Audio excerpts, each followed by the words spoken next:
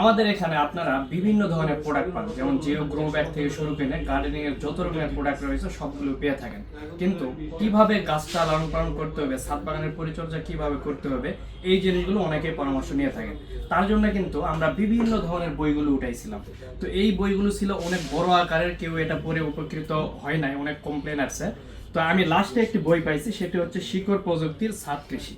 এই বইতে বর্তমান যুগের সাথে তাল মিলিয়ে বিভিন্ন ধরনের স্টেপ বাই স্টেপ আপনার বীজ রোপণ থেকে শুরু করে নিয়ে আপনার ফসল উঠানো পর্যন্ত A to Z ফর্মুলা দেওয়া রয়েছে। তার সাথে রয়েছে কম মাটিতে কিভাবে আপনারা চাষাবাদ করবেন, এই ফর্মুলাটি দেওয়া রয়েছে। আর এই ফর্মুলা সম্পূর্ণই উঠাই ধরছেন একজন কৃষিবিদ, যিনি আমার সামনে রয়েছেন, কৃষিবিদ ইবাদ আলী।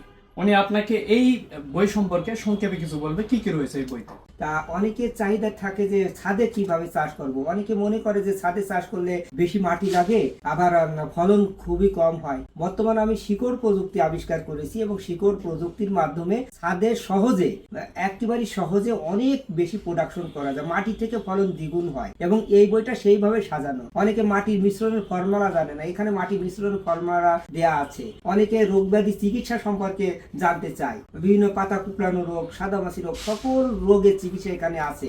এবং কোন মাসে কি কি ফসল করা যায় সেই মাস অনুযায়ী আমার কিন্তু এখানে করা আছে। এখানে চমৎকার ভাবে মাস অনুযায়ী 4 কালারের করে করা। অর্থাৎ এই বইটা কেউ যদি কেনে তাহলে পূর্ণাঙ্গ ছাদ কৃষি করতে পারবে এবং ছাদই তার পারিবারিক পুষ্টির কারখানা হিসেবে গড়ে উঠবে।